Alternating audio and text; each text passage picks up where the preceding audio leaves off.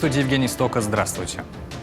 После обращения главы Коми Владимир Путин поручил передать аэродром Воркуты в федеральную собственность и обеспечить устойчивую деятельность Коми Авиатранса. Еще 19 октября Владимир Уйба в режиме ВКС выступил на заседании Госсовета России под председательством президента. Глава Коми попросил поддержать регионального авиаперевозчика и передать аэропорт Воркуты в федеральную собственность. С одной лишь целью, чтобы исключить риск его закрытия и привести в нормативное состояние. Президент услышал губернатора и принял решение помочь региону. Владимир Путин дал поручение Министерству транспорта России совместно с правительством Коми рассмотреть передачу в федеральную собственность аэропортового комплекса Заполярного города.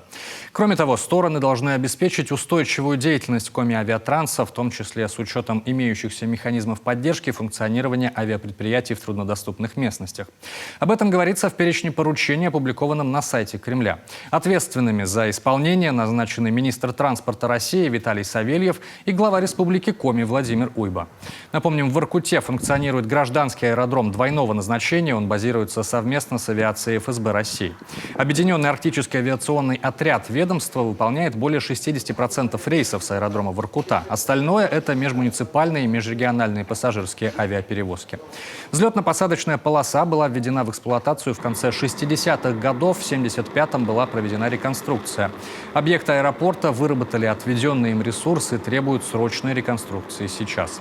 Содержать аэропорт в надлежащем состоянии, обеспечивать его функционирование в режиме, необходимом для совместного базирования с ФСБ России, за счет региона сегодня невозможно, подчеркивал ранее Владимир Уйба.